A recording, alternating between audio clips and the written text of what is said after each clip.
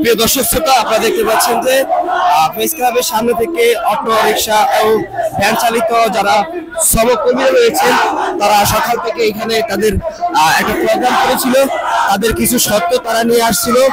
আর আজকে এই মুহূর্তে তারা তাদের প্রোগ্রাম সফল করে তারা তাদের যেই গন্তব্যস্থল আছে সেখানেই যাচ্ছে। আপনারা দেখতে পাচ্ছেন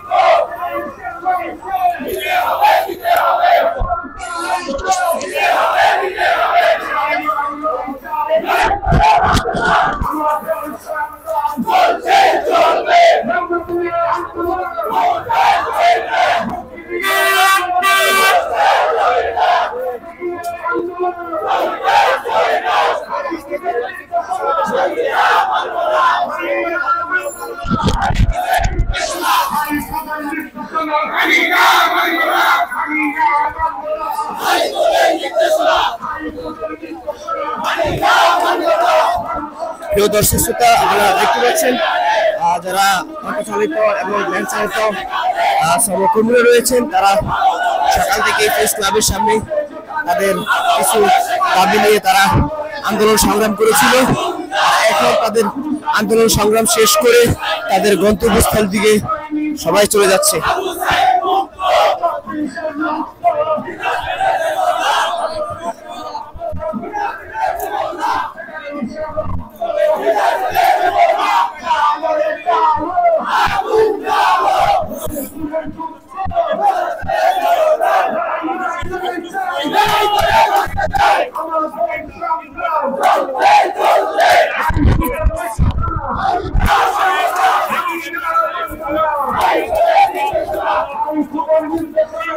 No!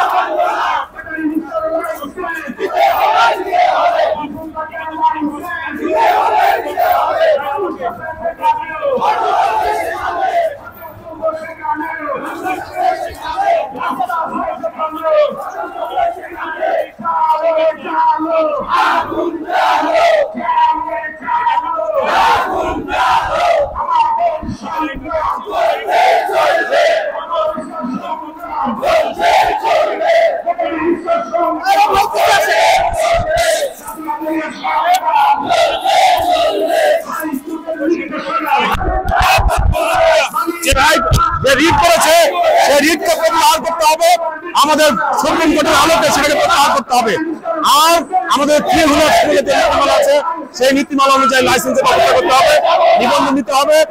আর প্রতিটা সড়ক মহাসড়কে আমরা বলেছি বাই রোড সার্ভিস রোড নির্মাণ করতে হবে। আমরা ঢাকা সহ সারা বাংলাদেশের কোন মহাসড়কে আমরা গাড়ি চালাতে চাই না। আমাদের জন্য সার্ভিস রোড করবেন, আইল্যান্ড করবেন, সেই রাস্তা দিয়ে আমাদের ব্যাটারি রিক্সা ইজি বাইক চলবে, সেটা আমরা করছি। আর আজকে যে হামলা হচ্ছে, মামলা হচ্ছে, সেই মামলা বন্ধ করতে হবে। যাদেরকে গ্রেফতার করা আছে তাদেরকে মুক্তি দিতে হবে। যে মিথ্যা মামলা করা হচ্ছে সেটা প্রত্যাহার করতে হবে। এখন সকল প্রকার কাঠ ব্যবসা, চাঁদাবাজি, মাস্তানি সেগুলোকে বন্ধ করতে হবে। এই দাবিতে আমরা আন্দোলন করছি সংগ্রাম পরিষদের পক্ষ থেকে। আমাদের সংগ্রাম পরিষদের সংগ্রামে আপনারা সবাই যুক্ত থাকবেন। আগামী 30 তারিখ সারা বাংলাদেশে আপনারা সংহতি সমাবেশ সফল করে তুলবেন এবং আমরা আশা করব এই 7 দিনের মধ্যে সরকার আমাদের সাথে বৈঠক করে বসে আলোচনা করে এই ব্যবস্থার সুষ্ঠু সমাধান করবে বলে আমরা প্রত্যাশা করি।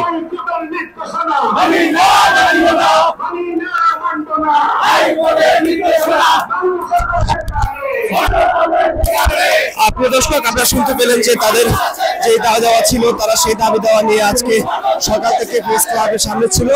তাদের সেখানে একটা প্রোগ্রাম করেছিল, সেই প্রোগ্রামটা শেষ করে তারা এখন